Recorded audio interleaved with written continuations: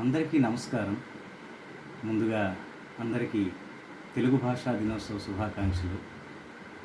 తెలుగు భాష గొప్పతనం గురించి మాట్లాడుకుంటే ఐతరేయ బ్రాహ్మణం మొదలుగా అశోక శాసనాలలో సైతం స్థానం పొందిన ఆంధ్రదేశ భాషే తెలుగు భాష.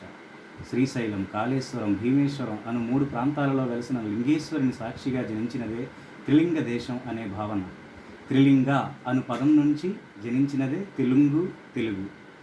ద్రావిడం నుండి తెలుగు భాష జనించగా బ్రాహ్మీ లిపి నుండి తెలుగు అక్షరలిపి పురుడు పోసుకున్నది.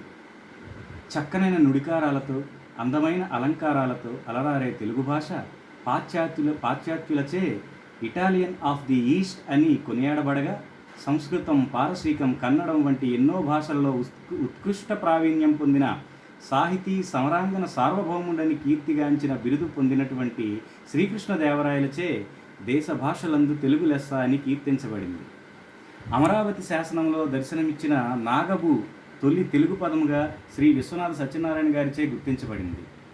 తూర్పు చాళుక్యులు, రెడ్డి రాజులు, కుతుబ్ షాహీలు, కాకతీయులు, విజయనగర సామ్రాజ్య పాలకుల కాలంలో సుమారుగా 1400 సంవత్సరాల పాటు అధికార భాషగా అలరారిన ఖ్యాతి తెలుగు భాష సొంతం. 56 అక్షరాలతో అలరారే తెలుగు తేనె కన్నా తీయనైనదిగా ఫ్రెంచ్ రచయితలచే కీర్తించబడింది. చార్లెస్ ఫిలిప్ బ్రౌన్ అనే ఆంగ్లేయ మహాశయుడు పనిగట్టుకుని మరీ తెలుగు నేర్చి మరీ వేమన పద్యాలను గ్రంథస్థం చేయుటయేగాక డిక్షనరీ కూడా సిద్ధపరిచాడు. చింతామణి నాటకం మొదలు వేమన పద్యాలు సైతం ఆంగ్ల, ఫ్రెంచ్, జర్మన్ భాషల్లోకి విస్తృతంగా అనువాదమవుట తెలుగు జాతికి గర్వకారణం. భారతీయ సంస్కృతికి అద్దం పట్టే రామాయణం, మహాభారతం, భాగవతాలు ఏనాడో ఆంధ్రీకరించబడ్డాయి. నన్నయ, తిక్కన, ఎర్రనలు భారతాన్ని తెలుగులోకి అనువదించగా, గోనబుద్ధారెడ్డి మొదలుగా కవయిత్రి మొల్ల వరకు అనేక మంది కవులు రామాయణాన్ని తెలుగులోకి అనువదించారు. బమ్మెరపోతన దీక్షభూని భాగవతాన్ని తెలుగులోకి అనువదించింది. పాల్కురికి సోమనాథుని బసవపురాణం, శ్రీనాథుని క్రీడావిరామం, నందితిమ్మన పారిజాతాపహరణం, తెనాలి రామకృష్ణుని పాండురంగ మహాత్మ్యం, అల్లసాని పెద్దన మనుచరిత్ర వంటి మహాకావ్యాలతో తెలుగు భాష ఒక పరిపూర్ణ భాషగా పరిణతి చెందింది. బద్దెన సుమతీ శతకం, వేమన శతకం, దూర్జటి కాళహస్తీశ్వర శతకం, శేషప్ప కవి నృసింహ శతకం వంటి అనేక శతకాలతో శతక సాహిత్యంలో తెలుగు భాషను పతాక స్థాయికి ఈ శతకాలన్నీ చేర్చాయి. త్యాగయ్య కీర్తనలు, అన్నమయ్య కీర్తనలు తెలుగు భక్తి సాహిత్యాన్ని అజరామరం చేశాయి.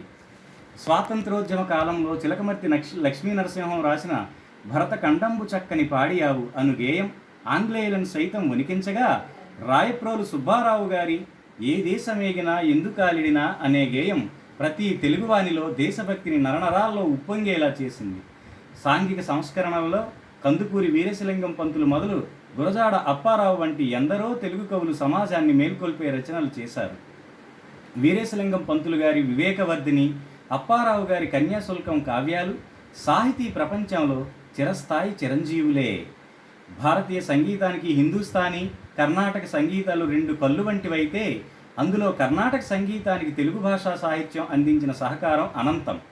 సినీ ప్రపంచంలో తెలుగు సినీ సాహిత్యం సాటిలేని ఘనత సొంతం చేసుకున్నది.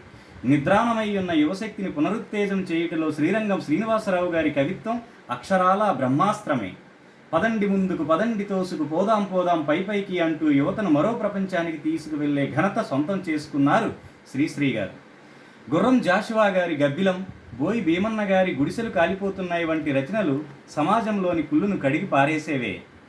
అనగననగరాగ మతిశయించుచునుండు, తినగ వేము తీయనుండు, సాధనమున పనులు సమకూరు ధరలోన అంటూ పిల్లలు పెద్దలు చేయవలసిన సాధన గూర్చి, యారకుమీ కసుగాయలు దోరకమీ బంధుజనుల దోసము సుమ్మి, పారకుమీ రణమందున మేరకుమీ గురువులాజ్ఞ మేదిని సుమతి అంటూ బోధించే నీతి, ఉప్పు కప్పురంబు నొక్కపోలిక నుండు చూడ రుచుల జాడవేరు, పురుషులందు పుణ్య పురుషులు వేరయా అంటూ మంచి చెడ్డ వ్యక్తుల మధ్య వ్యత్యాసం గూర్చి ఇలా అపారమైన నీతి బోధనలు తెలుగు సొంతం.